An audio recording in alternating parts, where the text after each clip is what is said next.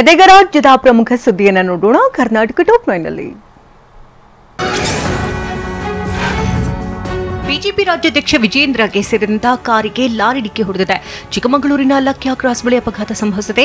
ಬಸವತತ್ವ ಕಾರ್ಯಕ್ರಮ ಮುಗಿಸಿ ಶಿವಮೊಗ್ಗಕ್ಕೆ ವಾಪಸ್ ತೆರಳುತ್ತಾ ಇದ್ದಾಗ ಲಾರಿ ಗುದ್ದಿದೆ. ಲಾರಿ ಚಾಲಕರನ್ನು ವಶಕ್ಕೆ ಪಡೆದು ಪೊಲೀಸರು ವಿಚಾರಣೆ ನಡೆಸಿದ್ದಾರೆ.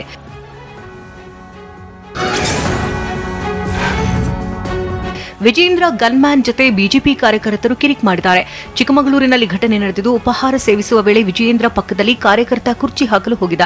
ಇದಕ್ಕೆ ಕಾರ್ಯಕರ್ತರ ಜೊತೆ ಗನ್ಮ್ಯಾನ್ ವಾಗ್ವಾದ ನಡೆಸಿದ.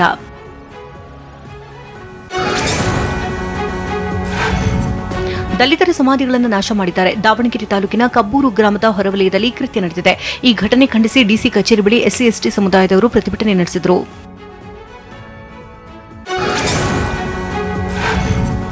ಬೈಕ್ ಓಡಿಸ್ತಾ ಸ್ಟಂಟ್ ಮಾಡ್ತಾ ಇದ್ದ ಯುವಕನಿಗೆ 14,000 ದಂಡ ಹಾಕಿದ್ದಾರೆ. ಹಾವೇರಿ ಜಿಲ್ಲೆಯ ಹಾನಗಲ್ ಪಟ್ಟಣದಲ್ಲಿ ಘಟನೆ ನಡೆದಿದ್ದು, ಷಣ್ಮುಖ ನಾಯಕರ್ ಎಂಬಾತ ಬೈಕ್ನಲ್ಲಿ ಸ್ಟಂಟ್ ಮಾಡ್ತಾ ಇದ್ದ. ಆಗ ಎಂಟ್ರಿ ಕೊಟ್ಟಂತ ಹಾನಗಲ್ ಪೊಲೀಸರು ದಂಡ ವಿಧಿಸಿ ಪ್ರಕರಣ ದಾಖಲಿಸಿದ್ದಾರೆ.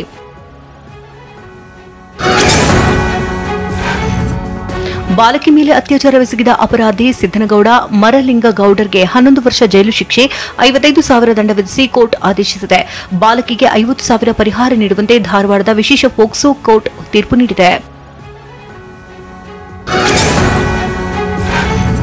ಹಲವು ಬೇಡಿಕೆ ಈಡೇರಿಕೆಗೆ ಆಗ್ರಹಿಸಿ ನರ್ಸ್ಗಳು ಫ್ರೀಡಂ ಪಾರ್ಕ್ನಲ್ಲಿ ಹೋರಾಡುತ್ತಿದ್ದಾರೆ. ಪ್ರತಿಭಟನಾ ನಿರತರನ್ನ ಮನವೊಲಿಸುವುದಕ್ಕೆ ಪೊಲೀಸರು ಯತ್ನಿಸುತ್ತಿದ್ದಾರೆ. ಅದಕ್ಕೆ ಬಗ್ಗದಿದ್ದಾಗ ಧರಣಿ ಮಾಡುತ್ತಿರುವವರನ್ನ ಜಾಗ ಖಾಲಿ ಮಾಡುವಂತೆ ಸೂಚಿಸಿದ್ದಾರೆ ಎನ್ನಲಾಗಿದೆ.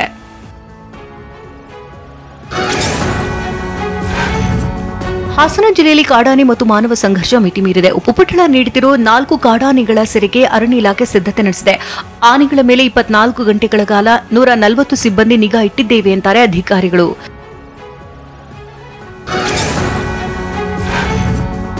ಇಂದಿನಿಂದ ದ್ವಿತೀಯ ಪಿಯು ವಾರ್ಷಿಕ ಪರೀಕ್ಷೆ ಆರಂಭ ಆಗುತ್ತದೆ. ಮಾರ್ಚ್ 1ರಿಂದ ಮಾರ್ಚ್ 20ರವರೆಗೆ ರಾಜ್ಯದಾದ್ಯಂತ ನಡೆಯಲಿದೆ. ಒಟ್ಟು 7,13,812 ವಿದ್ಯಾರ್ಥಿಗಳು ನೋಂದಾಯಿಸಿಕೊಂಡಿದ್ದಾರೆ.